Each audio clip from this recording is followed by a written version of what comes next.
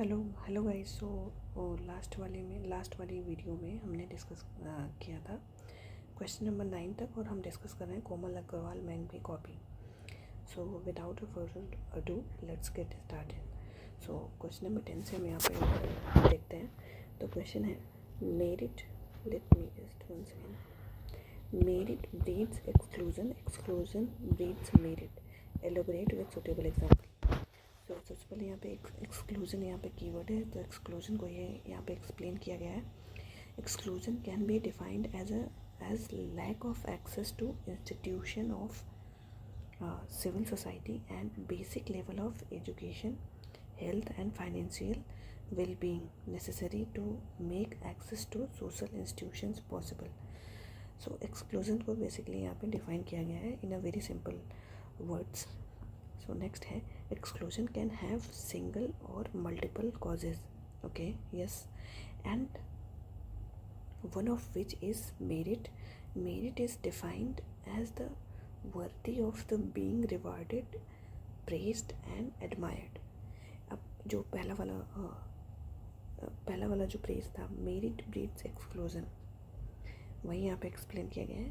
Merit breeds exclusion, तो यहाँ पे according to Davis and Moore, certain individuals are highly talented and undergo training to achieve higher strata in the society.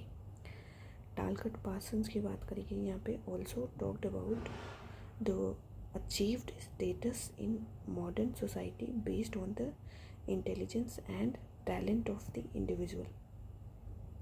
जैसे for example यहाँ पे देखो, civil services को बहुत अच्छे से यूज़ किया गया है। सिविल सर्विसेज जो एग्ज़ाम है selects future officers on the basis of merit and are ultimately placed in the higher strata of the society holding high bureaucratic positions. यहाँ पे पार्सन्स का आइडिया लिखा गया है और डेविस एंड मोर का, ठीक है। नेक्स्ट एक्सक्लूजन ब्रीड्स मेरिट के बारे में बताया गया। तो अकॉर्डिंग टू C.W. मिल्स, तो C.W. मिल्स की जो थ्योरी है एलीट को लेके, इनका जो कॉन्सेप्ट है उसको यहाँ पर डिस्कस किया है। Elite occupy pivotal positions in society and are excluded and uncountered with the larger society, so they follow elite self environment, so that those pivotal positions become a source of merit for them. Next, according to Weber, there is a culture of meritocracy among the upper section of the society, while culture of poverty among the lower section. ये किसने बोला है? Oscar Levi's ने। ये देखो कितने बढ़िया तरीके से यहाँ पे थिंकर को यूज़ किया गया है। वेबर वन हैंड वेबर बोलते हैं कि meritocracy, culture of meritocracy among the upper section of the society, वहीं ऑस्कर लेविस बोलते हैं कि जो कल्चर ऑफ पॉवर्टी है एमंग द लोअर सेक्शन, इसको ज़रूर नोट करना है। नेक्स्ट, जैसे एग्जाम्पल्स यहाँ पे हैं, children of this x officers have high chances of succeeding as a officers due to the proper guidance provided to them. ये देखो अच्छा एग्जांपल, सिविल सर्विसेज का एग्जांपल अर्लियर दिया गया, उसी को आगे बढ़ाते हुए एक्स सिविल सर्विसेज के चिल्ड्रन के बारे में बता दिया गया। नेक्स्ट है merit and exclusion both breed each others and are based on the ये क्या लिखा है यार, unitary undisputed क्या लिखा है यार, I can't read at this moment. Inequality in society, the inequality in opportunity can be seen in the society, making it difficult for the lower section to climb up the ladder of merit and therefore stratification exist करता है हमारी society में।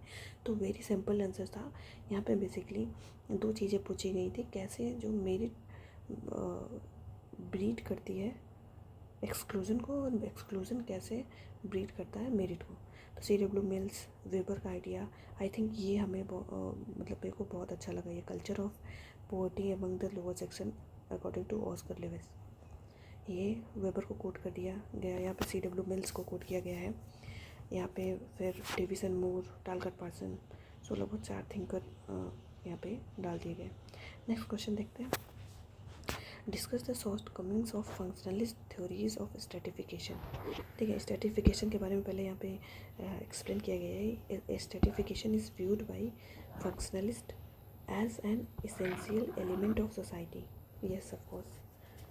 Okay, according to them, it adds the stabilization and proper functioning of the society. Simple introduction है, इसमें बहुत ज़्यादा कुछ extraordinary नहीं लिखा गया। Next, Parsons हमारे क्या बोलते हैं? Parsons possessed the social inequality. Inequality is important for the society's function because Parsons also belongs to functionalist perspective, तो फंक्शनलिस्ट स्कूल ऑफ थॉट से भी बिलोंग करते थे, इसलिए ये भी हर एक चीज़ को फंक्शनल ही देखते हैं। So according to Davis and Moore की बात करते हैं, certain individuals possess high intelligence and talents, they undergo training and occupy the highest role in the society and therefore should be accordingly, should be incentivized accordingly. So ये same idea ये last वाले question में भी यही लिखा गया था, इसमें भी लिखा गया। Then these theories are often criticized due to the following shortcomings. कैसा मार्क्सिस्ट पर्सपेक्टिव आ जाएगा हमारा? जो मार्क्सिस्ट पर्सपेक्टिव क्या करते हैं? accuses the functionalists to be status quist and through such theories they aim to place the people at command positions. इधर हमारे Alvin Goldener जो एक हमारे सोशोलॉजिस्ट हैं, वो क्या बोलते हैं? Refers the inevitability of stratification as posited by Davis and Moore. He criticises them for providing justification for social inequality. ये भी आइडिया अच्छा है, इसको भी में नोट करना है। Next, these theories are not able to justify the various movements that arise which challenge inequality and promote social change. These are applicable only to achievement based society like Western society and not in ascription based Indian society. Stratified on caste basis पे जो stratify होता है वहाँ पे ये suitable नहीं है। They do not address the disadvantages due to the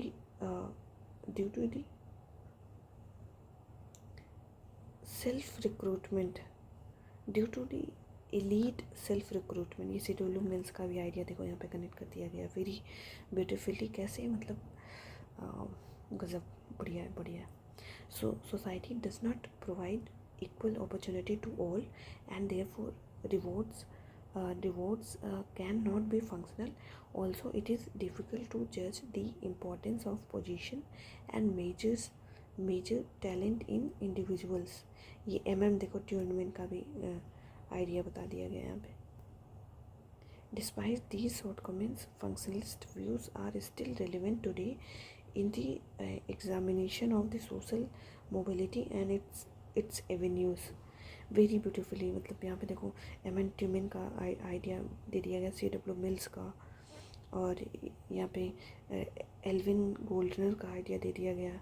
उसके बाद मार्क्सिस्ट पर्सपेक्टिव, उसके बाद यहाँ पार्सन्स का आइडिया, डेविस एंड मूर का आइडिया। बहुत अच्छा, बहुत वेरी ब्यूटीफुली रिटन है दिस। नेक्स्ट है, what does the various problems faced by transgenders and their possible solutions. So these type of questions are very open ended. So इस type के questions में यही ऐसे क्वेश्चंस को टैकल करना ही तो सीखना है हमें। तो कैसे इसमें हम थिंकर्स को ऐड कर सकते हैं, उनका perspective, school of thought add कर सकते हैं। लेट्स सी कि कैसे मैम ने लिखा हुआ है। तो इसमें ट्रांसजेंडर्स के बारे में बताया। Transgenders are people who do not identify with the sex that is assigned to them at birth. देखो कितने अच्छे से एक्सप्लेन किया गया है। According to census 2011 there are around 5 lakh transgender people in India. ये भी एक डेटा मिल गया हमें, जो कि अभी सेंसस हुआ नहीं है, तो ये रिलेवेंट है, इसको नोट करना है। The various problem faced by them are, क्या क्या प्रॉब्लम आती है जैसे सोशल लेवल पे, सोशल प्रॉब्लम कौन कौन सी आती है, सोशल एक्सक्लूजन की प्रॉब्लम आती है, जैसे force to live in separate segregated area and are deprived of basic facilities of education and health. Family level पे the family consists of a heterosexual couple according to functionalist, and they do not fit into the rigid gender norms. Marriage level पे क्या क्या problem आती है, they are not covered under the marriage legislation and therefore face difficulty in registering marriages. Economy पे क्या changes आती है, economic perspective से देखा जाए तो they are marginalized and deprived of the employment opportunities. They are forced into prostitution and begging. Deprived of education opportunity. Political level पे poor representation of transgenders, okay, violation of their fundamental rights, poor participation in policy and legislation formulation related to themselves. To improve their condition, the government brought the transgender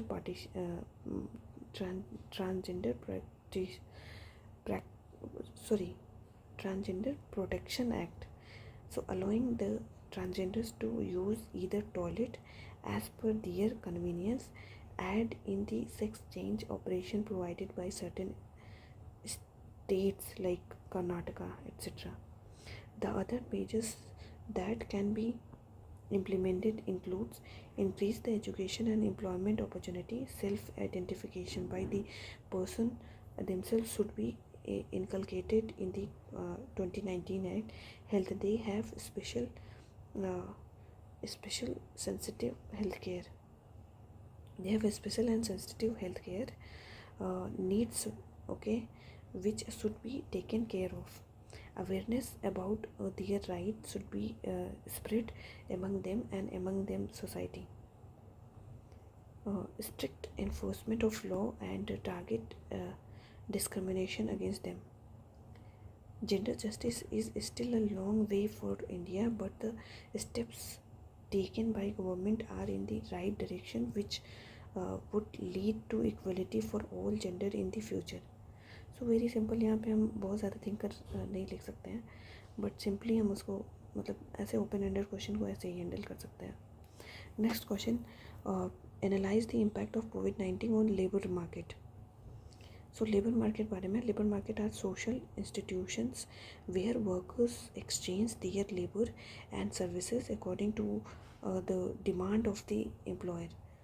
the कोविड-19 lockdown and its repercussions affected the labor market in India. According to statistics, unemployment increased from 8% to 24% during this period.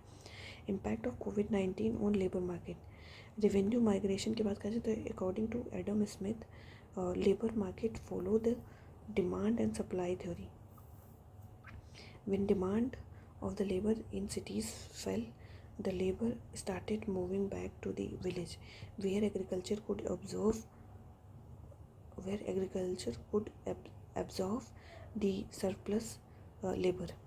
High unemployment due to the increased shutdown of service due to lockdown. Gig worker employed in Zomato, Ola, Uber became unemployed. Work from home, the educated specialized labor force, जैसे इसमें Durkheim का जो है, दरखाइम Durkheim जो भी हम pronounce करें, तो दरखाइम का जो स्पेशलाइज्ड डिवीजन ऑफ लेबर है वो यहाँ पे देखा जाता है, वर्क फ्रॉम होम वाला. Yes, increasingly worked from home when people were losing job.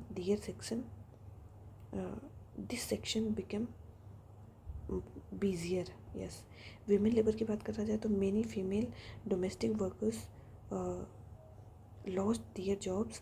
Women working from home faced the burst of double shift. जो ये डबल शिफ्ट का कॉन्सेप्ट हार्डीमैन का है, ठीक है.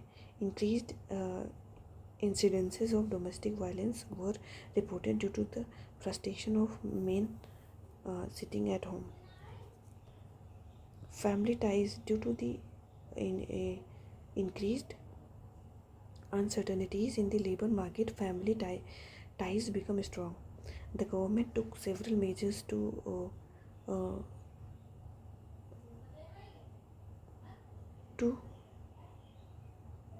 blow to cushion the blow. जैसे प्रधानमंत्री कल्याण गरीब कल्याण योजना आया था, जिसमें government will pay 12% cash of employer and employees share in EPF, PM Svanidhi, ECLGS आया स्कीम, आत्मनिर्भर भारत रोजगार योजना आया. सो ये सब कुछ आया था. तो despite these measures the labour market is still in cycles, and these measures will have to be continued for the long time to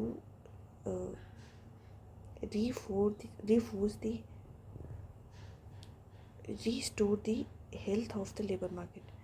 तो सिंपल आंसर है, मतलब एनालिसिस करा गया. देखो इसमें ओपन एंडेड क्वेश्चन होता है, इसमें बहुत ज़्यादा थिंकर आप नहीं यूज़ कर सकते, बट समहाउ आप कनेक्ट कर सकते हो. जैसे यहाँ पे दरखाइम का जो डिवीज़न ऑफ लेबर उसको कनेक्ट किया गया वर्क फ्रॉम होम से, ये ठीक है. तो अच्छा लिखा गया. मैं जल्दी कर रही हूँ सो दैट कि हम कंप्लीट कर पाएँ आज इस कॉपी को, ठीक है. और जहाँ पे इम्पोर्टेंट लगेगा I will be able to tell you. So how has the idea of citizenship evolved under the impact of globalization? So this is the beauty of sociology, because अगर open ended question आते हैं तो if you don't know how to code the thinkers and the perspective or the school of thought, still you can write a answer, still you can write a GS like answer, but ऐसा नहीं होगा कि आप blank छोड़ दो. तो ये चीज़ है, ये this is the beauty of socio. So यहाँ पे देखते हैं हम. Citizenship has been defined as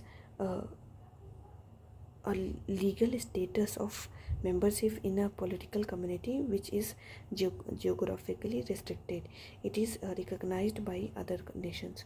जैसे on the other hand, globalization is a process of increasing interconnection which has led to the new era in political, economic and social life. Simple है, यहाँ पे कुछ एक्स्ट्रॉर्डिनरी नहीं है. Citizenship की बात करा जाए तो यहाँ पे हिस्टोरिकली अगर देखा जाए तो denoted simply the residence of people in certain boundaries. So they were protected till the time they lived there.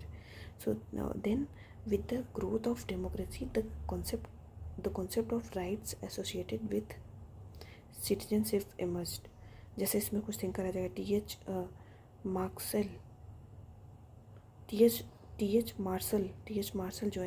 T.H. Marshall considered citizenship as a status which is enjoyed by a person who is a full member of the community.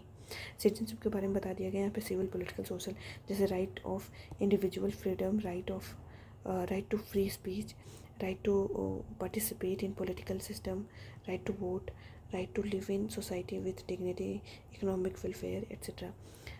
Impact of globalization on citizenship. जैसे due to the integration of economies and political system of the world, the horizon and the scope of citizenship broadened. कैसे? emergence of double citizenship, जैसे they may be official or non-official due to the increased international migration. The migrants have certain rights and duties towards the place of origin and their destination. Supranational citizenship तो और इसे blow citizenship भी बोलते हैं. Like citizenship of EU members are considered equal and the citizens of EU as a bloc.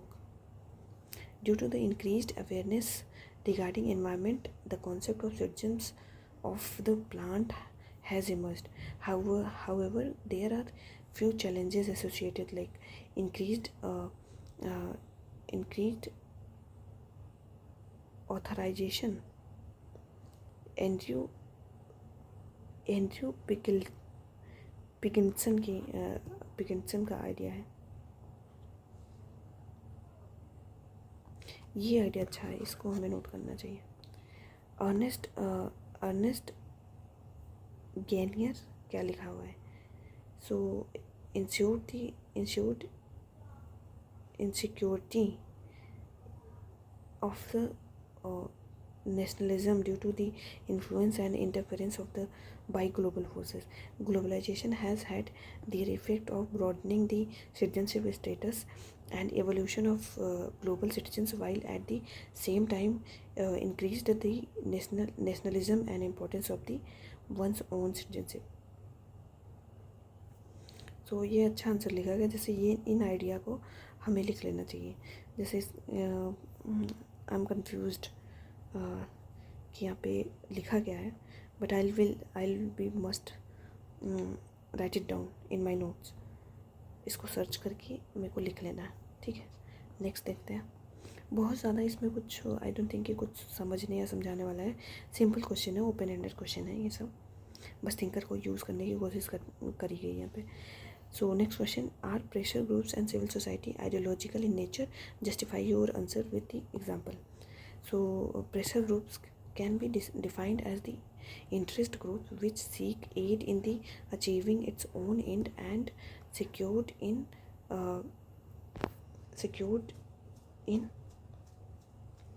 क्या लिखा है यार, influencing government policy to its advantage. Actually वो ब्लर दिख रही है थोड़ी, तो मेरे को भी समझने में दिक्कत हो रही है। इट्स ओके, अभी तो कंप्लीट होने वाला है। सो यहाँ पे सिंपली यहाँ पे इंट्रोड्यूस किया गया है प्रेशर ग्रुप के साथ कीवर्ड को उठा के। सो नेक्स्ट देखते हैं। On the other hand civil society को भी डिफाइन किया गया है, defined by the Anthony Giddens. देखो ये थिंक करोगे, as consisting of group fall outside both the market and government. Then function देखा जाए प्रेशर ग्रुप का क्या फंक्शन है। They provide voice to the marginalised, they educate the people and about public policies, they influence the policy making by government, they inform the political party about the status of content in public. Functions of civil society की बात करें जाए तो according to Mill and टकियावली, ये क्या बोलते हैं, civil society checks the excess of the state. According to Gramsci, they promote a dominant ideology. Giddens क्या बोलते हैं, civil society include reformist element as well as radical idea. Pressure groups and civil society are ideological in nature, and ideology is the set of idea adhered to by the members of a group. Pressure groups are mostly ideological, and they promote or protect specific interest through means like protest, strike, agitation, etc. जैसे labor unions organize strikes for demanding labor welfare reform. यहाँ पे क्या है, students union strike against the Agnipath scheme. ये देखो current affair को use किया गया है। On the other hand, civil society is a very broad concept, yes, and includes diverse and pluralist interest. The civil society is also ideological, but it is divided.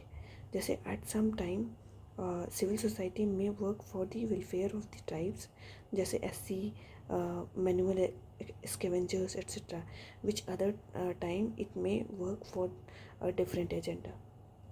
Ideology is the basis for the pushing for any reforms in the political, social and economic setup, okay, and therefore is abided by pressure groups and civil society. यार मेरे को तो ये answer अच्छा लगा, but इसमें ma'am को marks 3.5 मिला हुआ है। शायद ये पूछा गया है कुछ और pressure group and civil society ideological in nature. तो हमें मतलब यहाँ पे हमें बताना चाहिए था pressure groups and civil society क्या आइडियोलॉजिकल इन नेचर है, तो यस और नो में बताना चाहिए, बिकॉज यहाँ पे लिखा है ना आर। अगर यस तो क्यों है, नो तो क्यों नहीं है, ऐसे सेम हम लोग को बताना चाहिए। तो ये मतलब कोई बात नहीं, इट्स ओके। उस प्रेशर सिचुएशन में 7 मिनट में लिखना बहुत बड़ी बात है. सो नेक्स्ट क्वेश्चन देखते हैं. In a multi religious society like India, secularism will always be under threat. So in the light of the above statement, discuss how secularism can be preserved in India. Okay.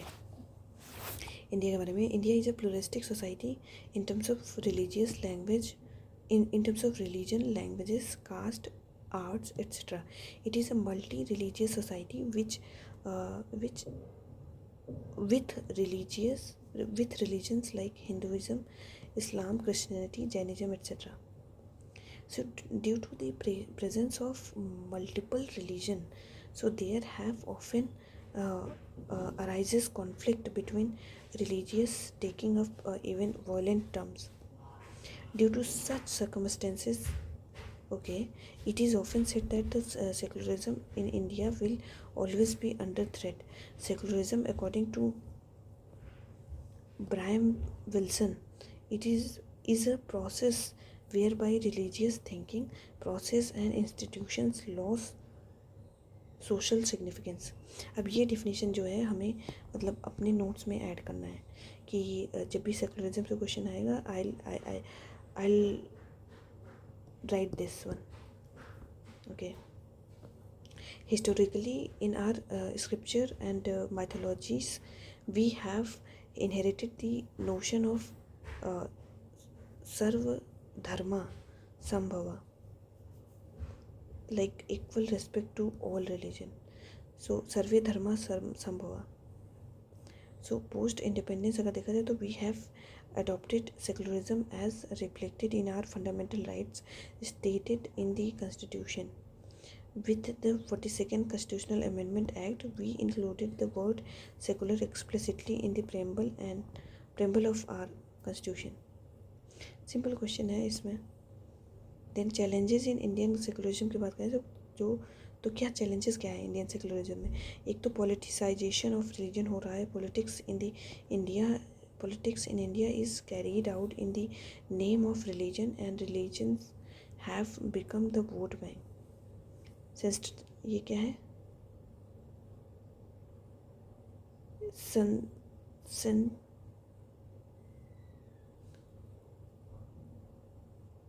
अच्छा sensation मतलब sensationalization of the most issues by giving it the religious angle, yes, by the media and news reporter. जैसे यहाँ पे हम example भी लिख सकते हैं, जैसे जो डिफरेंट केसेस होते हैं उसको कैसे रिलीजियस एंगल दिया जाता है. Rising intolerance in the society, rise of majority होता है ना, majoritarianism and xenophobia. Okay. Secularism can be preserved in India by the following measure. कौन से मेजर में? Promotion of constitutional values, strict enforcement of the existing law, collaboration and cooperation between various religious community, use of common symbol like cricket to bring communities closer. ये कौन बोला है? रामचंद्र गुहा. अब ये देखो एग्जाम्पल, ये हमें लिख लेना चाहिए कि cricket to bring communities closer, Ramachandra Guha ने बोला है. इधर promotion of secular education and intermingling of religion in the school and colleges, like by celebrating certain festival from every religion. Secularism is one of the core value of our constitution and should be safeguarded by the state and society. If it forms the rock bed of our democracy. ठीक है ma'am को इसमें देखो अच्छा marks मिला है. Structure good था, मतलब जो पूछा है वही बताया गया. नेक्स्ट क्वेश्चन आता है हमारा. In traditional society marriage is seen as an important milestone in the individual life because of family value.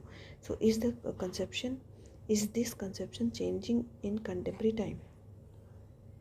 Marriage के बारे में है कि मैरिज इंडिविजुअल का life because of family value. Marriage के बारे में पता है, marriage is a social engagement in which individual और groups acquire certain rights over each other. Right acquired like kinship right, sexual right, right to bear children, domestic right में cooperation in household management. In traditional societies, marriage is seen as a pious religion affair. In traditional societies, marriages were conducted for biological function, social function, okay, economic function, just according to G.P. Murdoch. Family promoted due to marriage is a unit of economic production. अब ये G.P. Murdoch वाला जो idea, although we have read in our conventional sources in our books, but micro notes में इसे add करना है. Political functions की बात करें तो marriage was conducted as per the wishes of the family, chiefly the head of the family. Psychoanalogical functions for environmental expression and bonding. Cultural function बात करें to teach and pass on the culture, value and norms.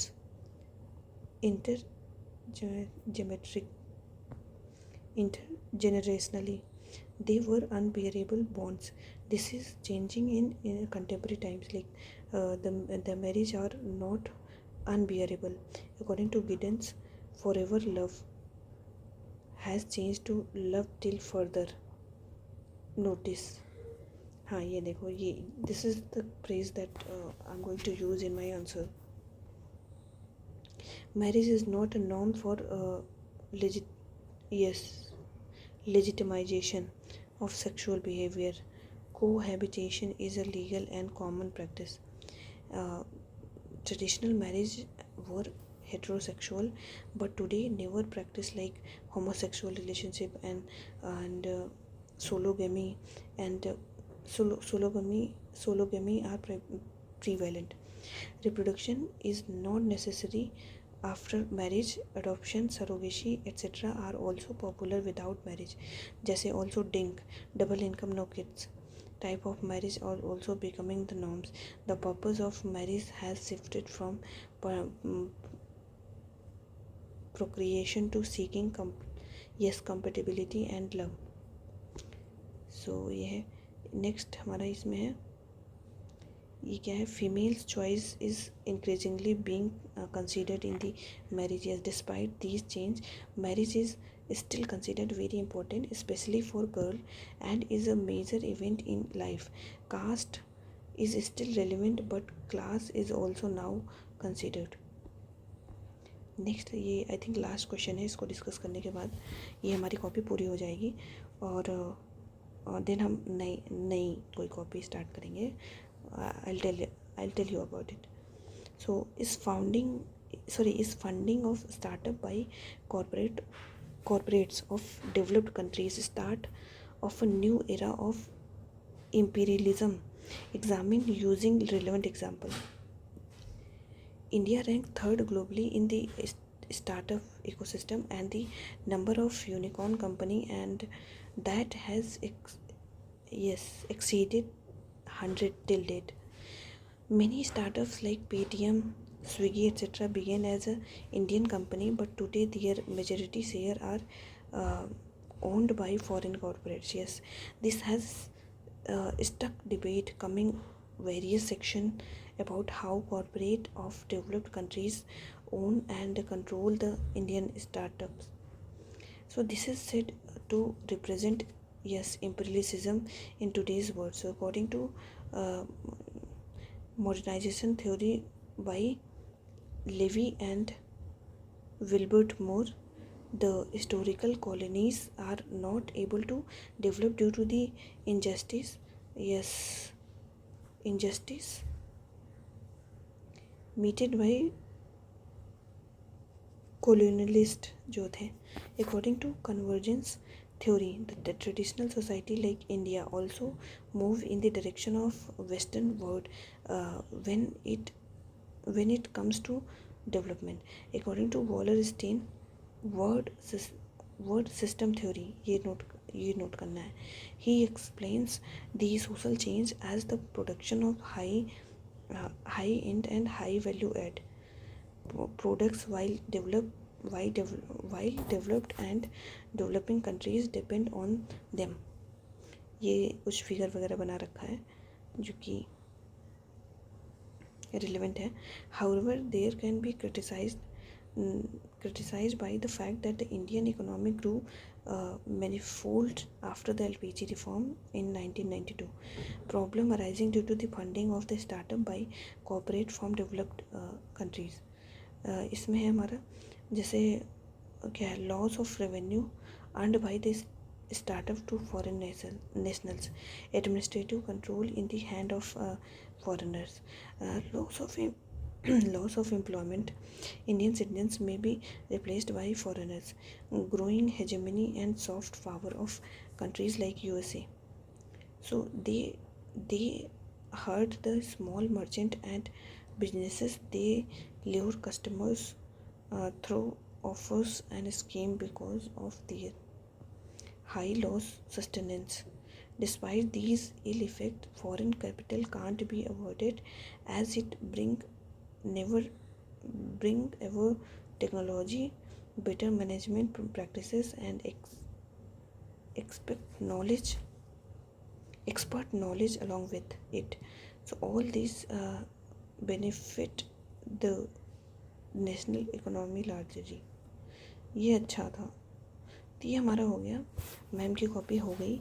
अब हम मतलब ma'am की ranking जो थी, rank की अगर बात करें 303 थी और इनका जो मार्क्स था सोशियो में वो 315 था, जिसमें से भी 173 तो पेपर 1 में था. सो गाइज़, इसमें हमने कंप्लीट करा है. ऑल्दो परहैप्स शायद ये आपको बहुत मतलब सही ना लगे, बाकी इसमें ज़्यादा कुछ था नहीं. आज वाले में ओपन एंडेड क्वेश्चन थे, उसको फिट करने की कोशिश करा गया है क्या कहते हैं थिंकर के साथ. But most of the places आप देखोगे कि वहाँ पे हो ही नहीं पाया. तो इट्स ओके. अब हम नेक्स्ट कॉपी कोई मतलब नेक्स्ट जो जिस भी कॉपी को डिस्कस करेंगे उसको शेयर करते हैं. ठीक है. So guys, see you soon. Bye.